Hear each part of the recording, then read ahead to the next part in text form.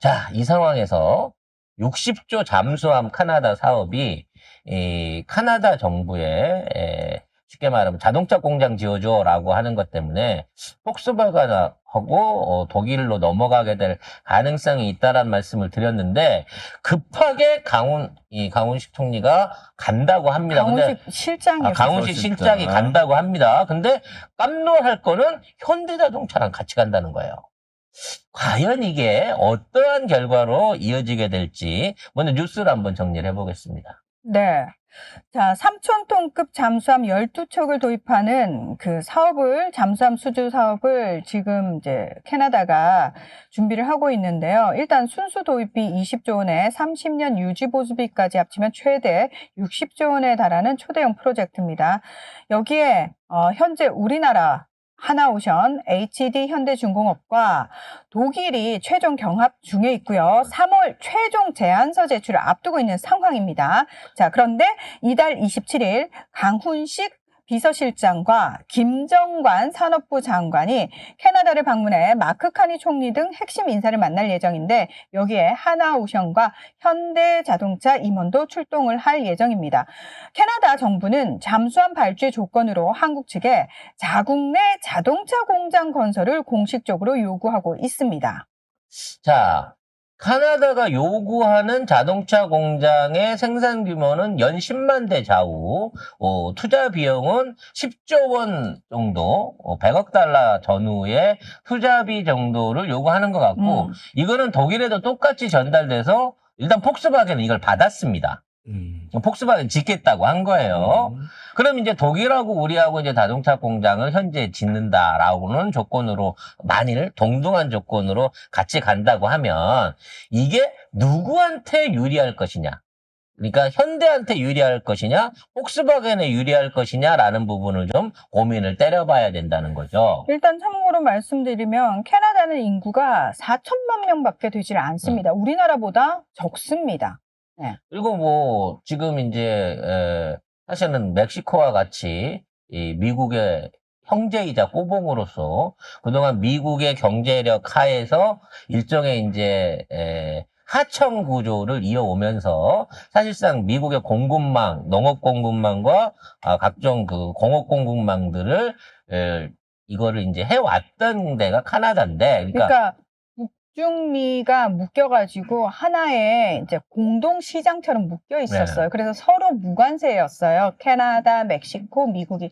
그래서 사실 미국 내에서 좀 공장 짓는 게 부담스러운 다른 나라 기업들 입장에서는 캐나다에 짓거나 멕시코에 지어가지고 생산을 해도 이게 어차피 미국 들어갈 땐 무관세로 들어가니까 지금까지는 그런 방식이었죠. 근데 지금 이걸 미국이 깨버렸어요.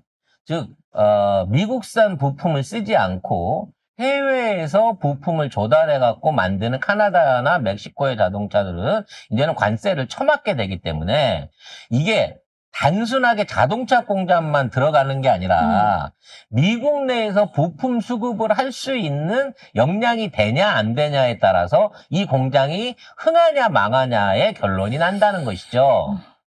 그래서 현대자동차는 거기에 대한 최소한의 해법이 있습니다. 첫 번째는 전기차 위주의 공장을 세운다라고 선언하면 돼요.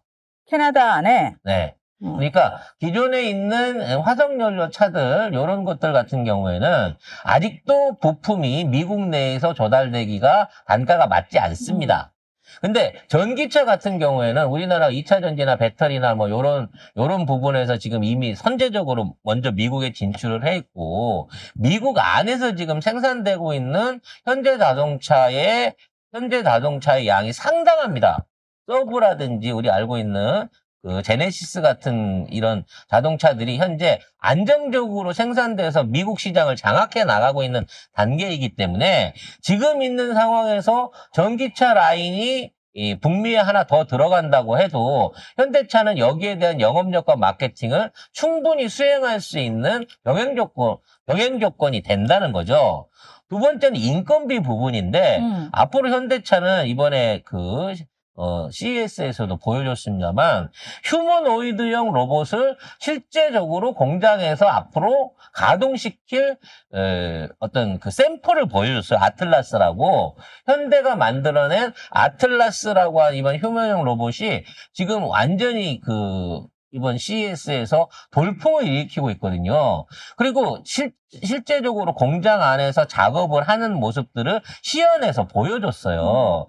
그래서 이러한 자동화와 AI 그리고 전기차 위주의 자동차 라인을 가지고 캐나다하고 충분히 딜을 해볼 만하고 이거 같은 경우에는 실제 미국산에서 생산되는 제품들을 주로 쓸 수 있는 거고 캐나다에서 못 만드는 각종 부품이나 셰시 이런 것들도 이미 현대자동차는 미국 내에 현지화가 어느 정도 돼 있기 때문에 독일보다는 훨씬 유리한 조건이라는 거죠. 즉 독일은 유럽이나 중국에서 수입한 부품을 써야 되는 반면에 미국 현대자동차는 일부는 써야겠지만 그래도 주요 고가 부품들을 미국 안에서 조달할 수 있는 능력이 되기 때문에 저는 현대가 훨씬 더 유리할 수 있다고 생각을 해요.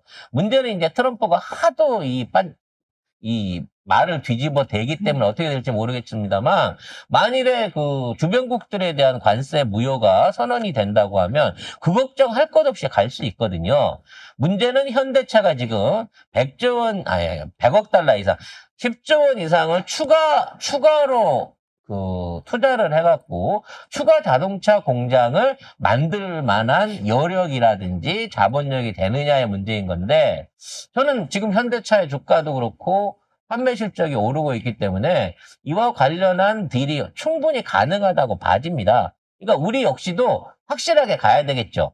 아니 이 60조 사업을 독점적으로 한국이 할 수 있게 해준다고 하면 이 딜을 받아들이는 건데 유럽에서 돈 받아야 되니까 유럽 독일산 독일에서 해갖고 뭐 40% 그걸 세이프로 받겠습니다라고 요런 식으로 나오게 해서 반반 반띵하자는 식으로 나오면 이 딜은 안 해도 되는 딜인 거예요. 그래서 이와 같은 결과를 대통령 비서실장이 들고 나갔기 때문에 어느 정도 대통령의 의지가 들어있다고 봐야 되는 거고, 캐나다 입장에서도 지금 미국 눈치 보는 것보다는 한국이랑 손잡는 게 정치적으로도 외교적으로 유리할 수 있다라는 생각하게 된다고 치면, 저는 요거를 다시 3월달 그 최종 제안 직전에 우리 쪽에 유리한 방향으로 끌고 올 수도 있을 것이다, 라는 생각이 듭니다. 근데 댓글에서도 이제 많은 분들이 좀 걱정을 하는 부분이 그럼 캐나다에 자동차 공장을 만약에 짓는다. 지으면은 도대체 거기서 생산되는 자동차들 미국으로 수출하지 않으면 어디서 소비를 할 거냐. 뭐 미국을 비롯한 캐나다 안에서 할 수 있는 만큼만 만드는 거죠. 10만 대 뭐 이쪽 저쪽만 그러니까 생색만 내는 거죠. 쉽게 말하면. 네, 현대차 임원도 데려갔다고 하니까 뭐 의지가 있는 거잖아요. 의지는 결국에. 있는 거죠. 네. 현대차 입장에서는 조건만 좋다 그러면 사실 미국에 있는 것보다는 현대차도 캐나다에 있는 게 뭐 여러 가지 제약도 덜 받고 세제 문제 하나에서도 유리한 부분이 있거든요. 그래서 요것도 이재명 대통령의 어떤 의지에 따라서 좋은 방향으로 풀리기를 기대를 합니다.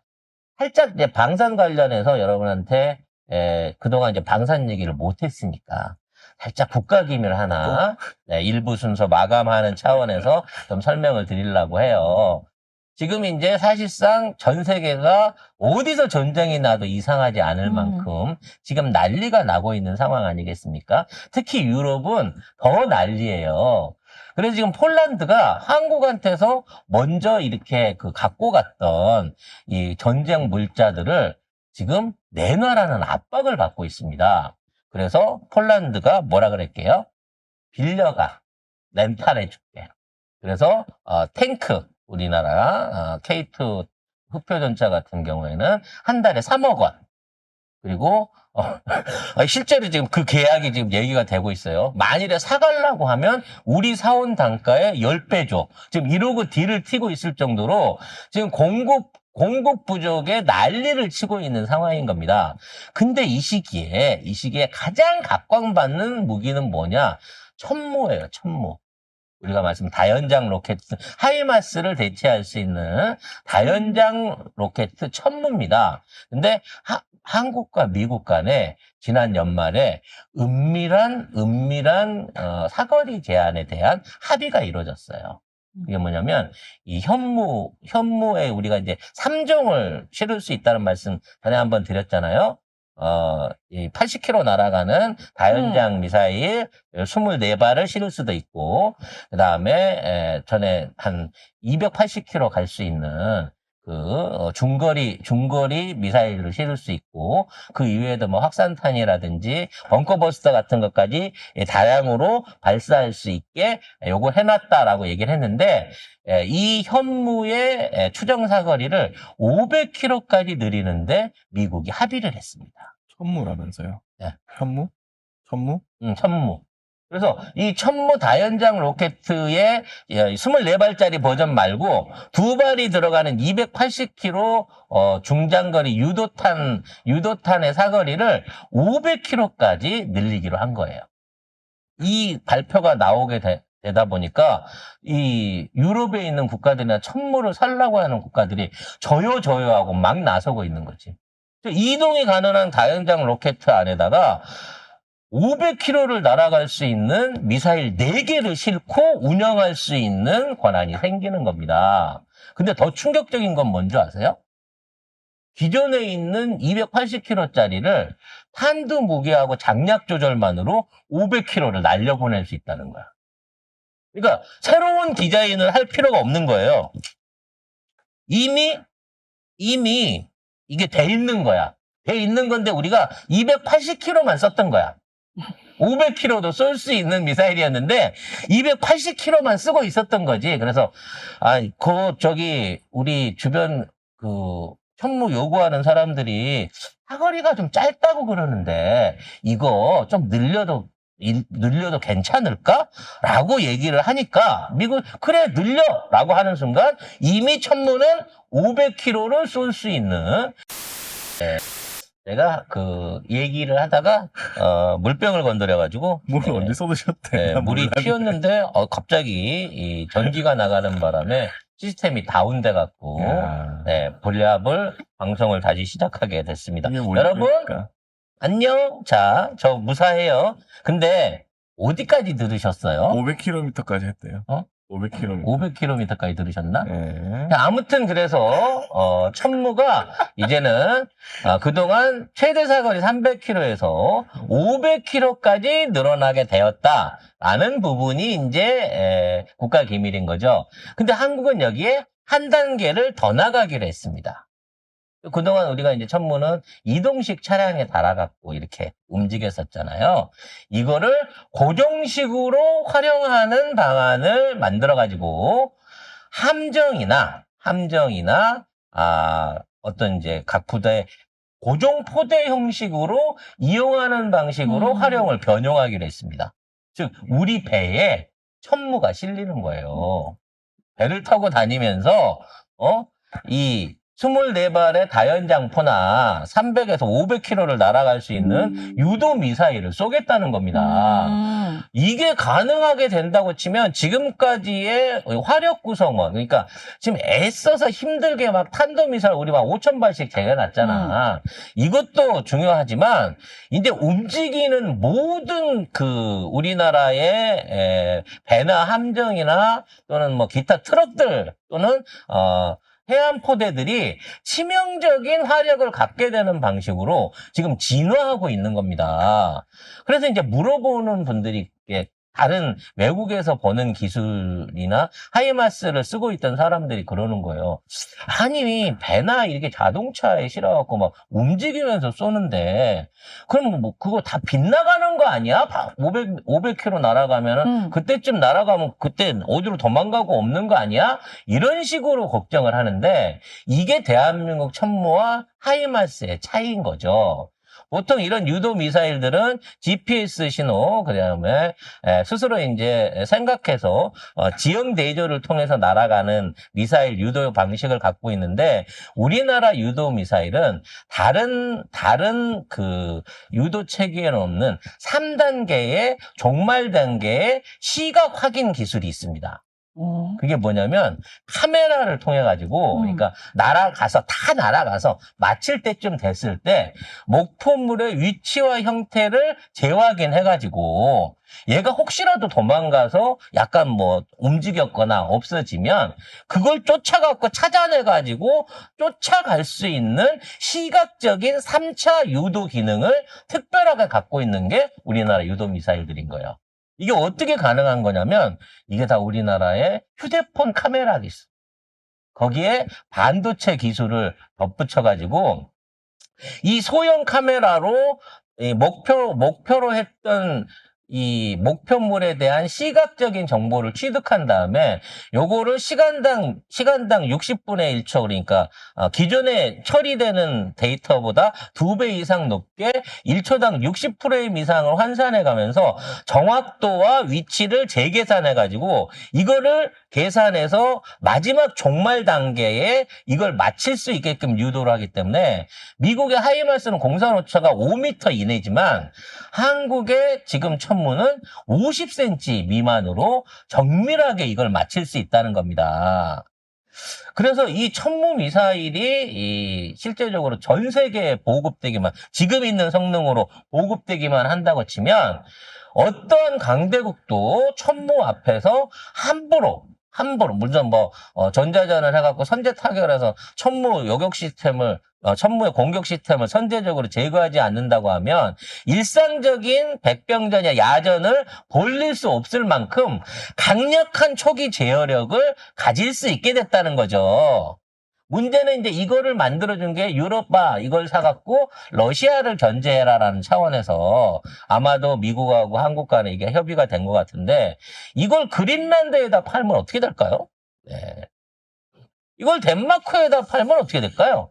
이제 미국의 공격도 제어할 수 있는 수준의 무기가 되지 않을까라고 하는 생각이 들 정도로 정말 이번에 있었던 12월 말에 있었던 이 천무 미사일 사거리 증강 협의의 결과는 엄청난 대한민국의 또 무장 확대를 끌어오고 있다라고 하는 요런 또 국가 기밀을 알려드렸습니다. 요거는 한두 달 있으면 공식적으로 선언이 될 거예요. 왜냐면 허가했는데 그 다음날부터 500km 쏴버리면 미국이 민망하잖아. 그러니까 시험 발사를 좀 해보고 거기에 대한 결과를 내놓은 다음에 공식적으로 선언이 있을 걸로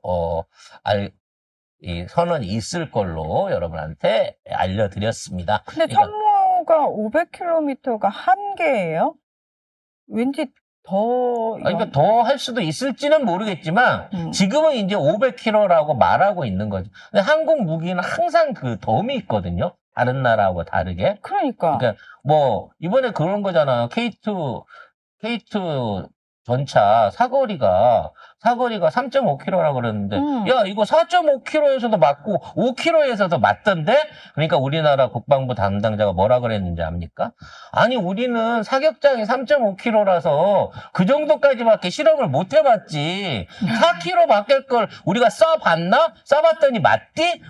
그러면 4.5km로 해도 사거리가 되겠구나. 지금 이러고 있는 상황인 거예요. 그리고 맨날 군함도 사이즈 맨날 3,000톤급이라고 갖고 왔는데 다 재보니까 4,500톤이네. 이거 왜 이렇게 무거워? 그러면 우리는 공차 중량으로 계산해서 그래. 요런 게 한국식 겸손한 무기 계산법이죠. 아니 그렇게 대놓고 내 탓을 하면 어떡하니? 물론 내가 잘못했지만. 아니 사람들이 또 다른 일로 오해를 하실까봐. 그 걱정하실까봐 정확하게 알려드립니다. 물 쏟았어요. 네. 제가 쏟았어요. 네. 그러니까 뭐 여러분들이 기대하시는 것처럼 CIA나 그건 국정원에서 아니다. 저희 방송을 보고 있다가 혹시 국가기밀 유출 혐의로 송 작가를 잡아간다 이런 기대는 아이, 안 하셔도 될 것 같습니다. 여러분 저희 28만 2천밖에 안 돼요. 그 정도 급 아니에요. 우리 급이 달라요. 연락장도 못 받습니다. 그럼 우리는 대통령 선물을 받아본 적이 없는 그리고 유튜버예요. 28만 된 지가 4개월이 넘었는데 아직도 2,000명밖에 안 는다는 게 말이 됩니까, 여러분? 물론 뭐 제가 50만, 100만 하고 싶은 건 아니에요. 하지만 참 우리 식구들은 참 우리끼리만 방송 돌려듣는 분들이라는 생각을 하게 됩니다. 왜냐하면 진지해서 우리가 어디 내놓기 부끄러우시죠? 절대 내놓지 마세요. 그랬더니 알겠어요. 내놓으면 큰일 나나 보다. 내놓지 말자. 이렇게 된 거죠. 아니 근데 다른 방송 보니까 다른 유튜브들은 청와대 그 대통령한테 저기 올라간대요. 그 썸네일이나 내용이나 이런 게 보고가 된다고 하더라고. 근데 우리는 안 될 거 아마? 누구야 중간에서 커트시키는 문고리가 누구야? 뭐 매불쇼라든지 이런 건 다 보고가 올라간다고 하더라고요. 자,